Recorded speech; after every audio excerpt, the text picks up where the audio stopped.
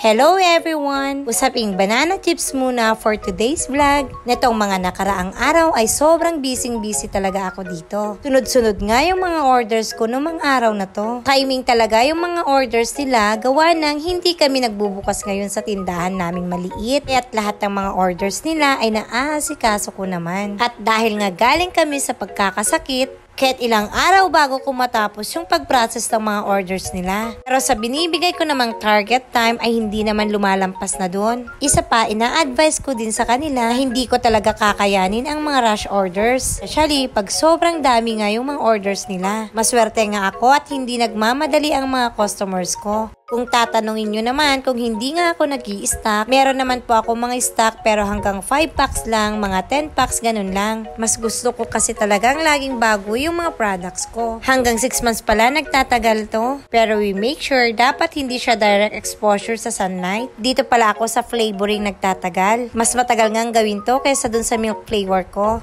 Sa ngayon, ang client ko naman ay local lang. Hindi kagaya ng dati na nagpapadala pa ako ng mga clients ko dun sa Maynila. Pero if ever na may mga mag-o-orders naman, side dito sa amin, Victory, Drop and Go or di kaya Flash ang gamit kong courier. Medyo mas mura kasi dun compare sa ibang mga couriers. Syempre may mga concerns din naman ako sa mga resellers ko para hindi sila masyadong mabigatan sa shipping fee. Kung sa mga local resellers ko naman, usually pinipick up lang naman nila sa tindahan naman ng pinsan ko. Yun nga yung nagiging dropping center ko na. Di kaya naman nakikipag-meet up ako dun sa sentro.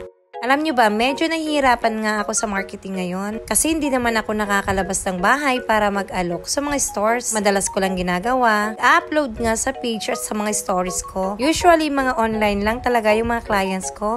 Tsaka yung iba naman ay recommended lang tayo. Isa pa, hindi ko talaga kakayanin ng malaki-laking production. Alam nyo naman na mag-isa nga lang akong gumagawa. Alam nyo, minsan naiisip ko din, paano na lang kaya pag may dumating na big break, diba? Kakayanin ko pa rin kaya? Kung sakali kasi magte-train pa ako ng mga tao, medyo mabusisi pa naman ako sa quality ng trabaho talaga. Kasi hindi naman talaga basta-basta yung pagluluto nito at sa paggawa. Ang nate-train ko pa lang dito kasi ay si ate yan. Yun naman ay yun sa packing, sa quality, especially sa sorting. Tapos sa pagbabalat naman ay si Kuya Allen pa lang. Pero sa pag-i-slice at pagluluto, sa ngayon wala pa talaga ako nate-train. Medyo maselan din kasi ako sa pag-i-slice. Lalong-lalo si Mother Earth, before kasi nag-slice siya, ay talagang hindi ko na pinuulit dahil putol-putol. Minsan super nipis naman. Kaya tinatawanan ko na lang at hindi ko na pinaulit. Isa pa, natatakot din sila masugatan. Ako lang kasi yata familiar dun sa slicer namin. Kaya kahit nakapikit ako dun ay kayang-kaya ko talaga. Kaya sa tingin ko medyo mahihirapan talaga ako sa pag-train ng tao. Nadaan talaga sila sa proseso, especially dun sa pagbabalat. Anyway, natapos ko naman na yung mga boxes of orders. Sunod nito, ito naman yung order ng kapatid ko para sa school. Itong araw na to, ito nga pala lahat ng orders sa akin. Na-deliver ko na sa kapatid ko yung nasa eco bag. And even yung naunang 13 packs na deliver ko na rin. Doon sa may tindahan. Ito-drop to, tapos pipick upin na lang. Kasama ko si Father Earth, hatid niya ako sa tricycle.